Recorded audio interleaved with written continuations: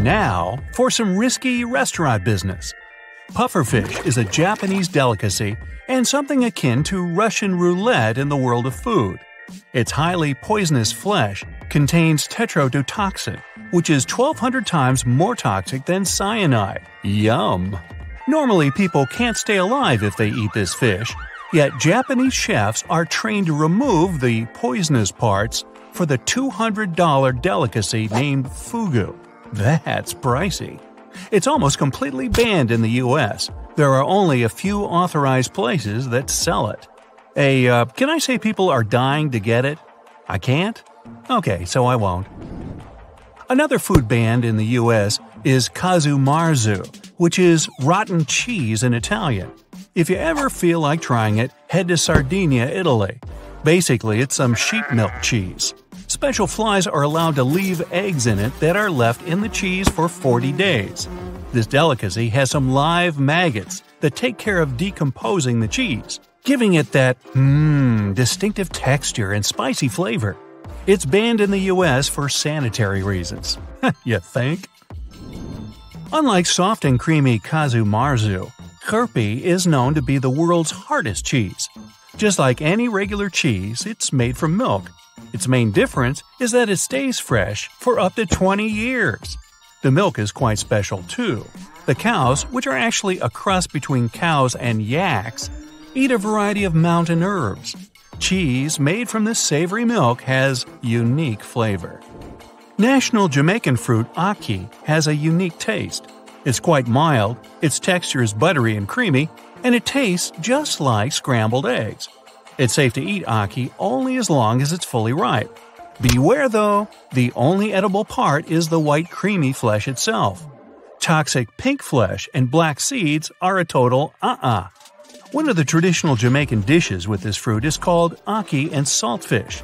Well, at least it's codfish, not pufferfish. Another thing that should be 100% ripe in order to be safe is elderberry. These berries are quite famous though. You can find them in pies, syrups, teas, jams, you name it. Process these berries properly though, since they contain cyanide.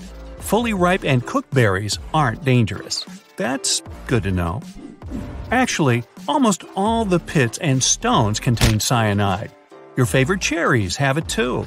The amount is small and isn't likely to cause any harm, but still, try not to swallow them.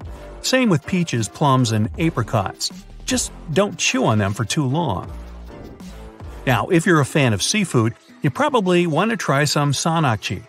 It's some seasoned baby octopus tentacles. Well, the problem is that these are still alive.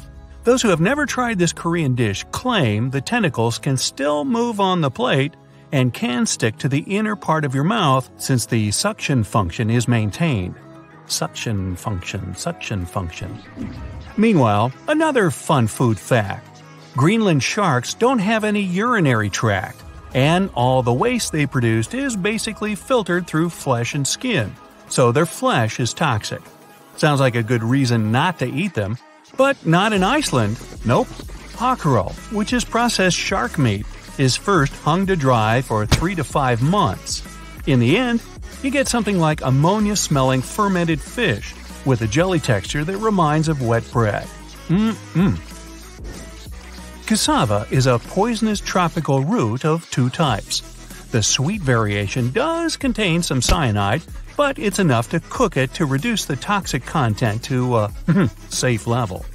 To get rid of all the toxins in bitter cassava, it's necessary to grate the root, then soak it, and finally cook properly to make it edible. This root is very starchy and its flavor is really subtle. Cassava can be used just like potatoes, mashed, boiled, or fried. And I'd like a side of cassava, please, and hold the cyanide. Rhubarb doesn't seem to fit in this list of notorious dishes, but it actually has its downsides. Its leaves are super toxic, containing oxalic acid, and should never ever be used for cooking, baking, or whatever you want to do.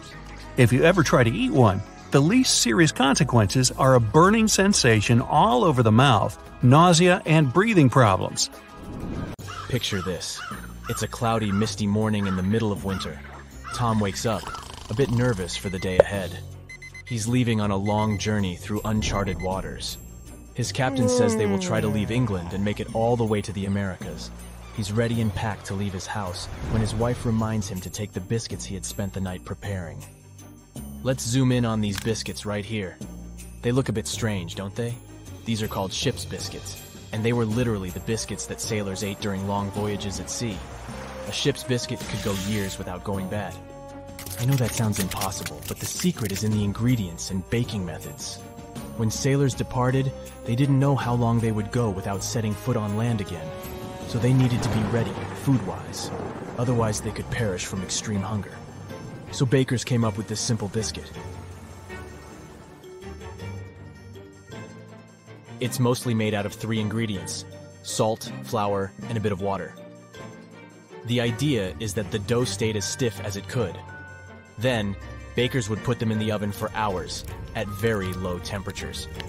The purpose of this slow baking was to take off all the moisture in the biscuits. Even if you're not an experienced sailor, you might suspect that moisture is the enemy of food preservation. It makes stuff get moldy and attracts insects and other animals. Plus, a ship is already an extremely moist environment. So the biscuits had to go on the countercurrent of all of that. A ship's biscuit can go 6, 7, 8 years without going bad. The little holes you see on them help to get the moisture out during the cooking process. A sailor like Tom, medium-sized, would get a portion of 6 to 8 ship's biscuits per day. They were extremely nutritious and satiated a person's hunger. Now, this was a type of survival food. It wasn't meant to be super pleasurable, yummy, or even give you all the nutrients you needed. Just the basics. Now, do you have any idea what life was like in the 18th century? If you think about a city like New York, there were only about 18,000 people living there. For comparison, today the city hosts more than 8 million people. Back then, if someone had to travel from New York to Boston, there wouldn't be any of the convenience stores there were along the way. I mean, there weren't even roads as we know them now. So, people needed to make food provisions. And this is where portable soup came in handy. If you imagined a boiling pot of meat and veggies, I'm sorry to inform you, you are wrong. Portable soup is hard and condensed. It looks like this. Portable soup is a type of solidified broth, a very, very condensed substance made essentially of meat. Think about it. It's convenient, it's light, it doesn't take up much space, but it's extremely hard to make. The best meat to make portable soup is one with a lot of collagen, like beef shank, and the secret is slow cooking. You can't lose sight of it though, because if it boils up, you ruin the whole thing. While cooking the meat, it will release its taste in the water in the pot, and after a few hours, it's safe to take the beef out. The remaining water will be rich in nutrients and fats, and once you reduce that down for about 18 to 24 hours, you'll get a gelatine-like nutritional substance. Once this cools down, it turns into a tablet of sorts. It's pretty amazing to witness the entire transformation process, but hey, this dark tablet is really satiable. And to eat it, you just needed to find some hot water and put the meat tablet inside of it. It would release all the condensed nutrients in it, giving you a warm, hearty. Is this safe to eat? We sometimes see strange dots on our potatoes and wonder if we should just throw them away. Here are 10 eat or toss facts. Did you know that every year 119 billion pounds of food is wasted only in the United States? To put it in perspective, this number means nearly 40% of all food in America is wasted. People throw away food if they don't have confidence in the ingredients. They're being cautious, and it makes sense. But what if the food is safe to eat and only looks weird? The first item on the list is beef. When it comes to meat, people naturally get extra cautious. Imagine you buy some raw beef in the store. Later on, you realize it's got some brown spots. If you toss it immediately, hear me out. This is normal.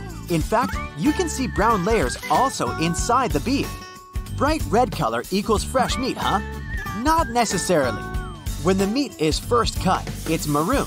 If the meat is quickly vacuum packaged, it will keep that shade. But if the meat is exposed to air for like 15 minutes, then oxygen will cause a change in the look to red. The redness can turn brown when the biochemical reaction starts. This can take a few hours. Workers at the grocery stores grind the meat several times a day to achieve that bright red color. because they know consumers are cautious about maroon-looking beef. If the beef is wrapped in an oxygen-permeable plastic, it turns bright red after exposure to oxygen. As long as the meat smells and feels fresh, and if it's been stored properly, it should be safe to eat. Have you ever come across dark lines under a shrimp shell? This one has a similar story to beef. Black lines on your shrimp's flesh are related to a natural phenomenon. They gradually occur after shrimps are taken from the water. Meat is exposed to oxygen, and the blackness gets more visible over time. Here also, the pattern of the animal itself can be a factor. These black lines can be a naturally occurring discoloration on the shrimp. Think of cats.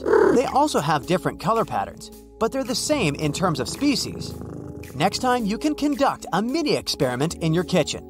Put a couple of shrimp side by side and observe the mild differences in the shrimp's color patterns. Shrimp will have a distinct bad odor when it's no longer edible, so if it smells and tastes fresh, don't toss it. Should you eat moldy yogurt? That green substance on the surface doesn't look appealing at all. But if you scoop it out, you seem to have clean yogurt underneath. The short answer is toss it. The mold could be seen on the top only, but it has probably gone deep. Not to mention that it'll taste bad. Many molds are harmless, but some produce toxic substances. Green mold is a type of penicillium. Does this word sound familiar? That's the same type of mold used in the antibiotic penicillin. Don't get too excited. Eating moldy yogurt won't magically cure bacterial infections. It only spoils your dairy products. In 2013, there was an outbreak related to one line of yogurts. The company handed the products to stores as usual. After some time, they received customer complaints. They said that the yogurt looked like yogurt soup and tasted really old. Turns out that a type of fungus probably released some carbon dioxide. It made the product fizzy and bloating. Ugh. The company and another independent scientist both said that this fungus in question wasn't usually harmful to people. Yet, more than 200 people reported becoming affected by it. So, these sorts of things can still happen. You should trust your spidey sense. If you've ever been lucky enough to see some mold in a freshly opened package, reach out to the manufacturer. You'll potentially save others from facing the same scenery by notifying the company about a systemic issue and preventing potential future product waste. Plus, the company probably wants to make amends and either reimburse your sad yogurt with a happy one, or better, they'll give you coupons for free products. Why do avocados sometimes have brown dots inside? Technically, it's edible, but you might not want to eat it. Avocados are a source of many vitamins like C, E, K, and B6, as well as healthy stuff like magnesium, potassium, and more. The avocado works hard to become such a health storage. Nutrients, water, and sugars wander around this fruit. Yes, technically, avocado is classified as a fruit. Anyway, avocados have their own transport channels, like veins. These channels are normally invisible to us. Until something goes out of the ordinary, the avocado may be stored in too cold temperatures for a longer time than it should. As a result, the tissue cells might be weakened and start to deteriorate. Experts say that after the fruit is harvested, if it stays in the refrigerator for a few weeks before you buy it, vascular browning can occur.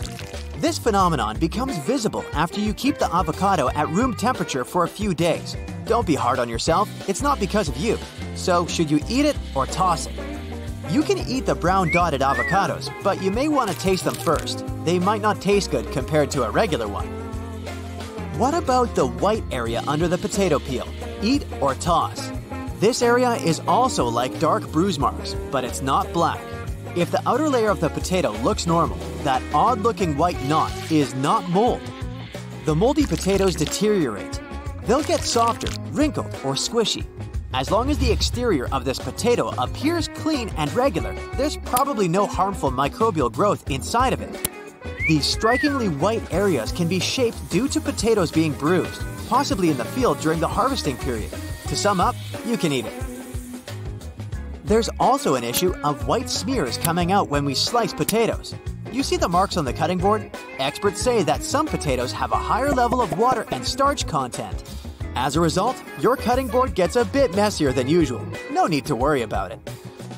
I'm gonna carry on with another form of potato.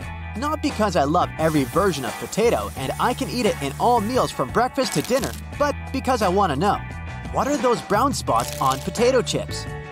Should we eat or toss them? Consider these as minor imperfections. They don't affect the safety of the chip. They're there again because of the bruises they get or as a result of frying. Sometimes you see that your garlic is trying to make more garlic out of itself. Yep, it has sprouted. The question is it okay to eat sprouted cloves, or should you toss them? If the green sprout is in the center of the garlic clove, that's fine. Be aware that the taste of the garlic will be stronger than it usually is. It will still be perfectly okay in a cooked meal, since it'll be alongside other ingredients. The taste shouldn't be that harsh. Can we eat an apple with worms? Most people can't even stand the idea of accidentally eating an apple with a worm, but that's a cultural thing. So the answer is yes, we can eat it. After all, worms add a little protein to the fruit. These animals don't carry any harmful parasites. They make their way into the apple. The entrance point of the fruit might have an off flavor since it got sort of rotten in time. Besides the taste, the rotten part is all safe to bite. What might not be so safe is eating the fallen apples though.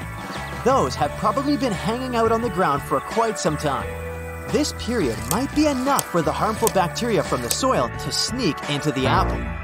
There were some cases where people experienced health issues by drinking unpasteurized apple juice made from dropped apples. Yeah, the ones that interact with unhealthy bacteria.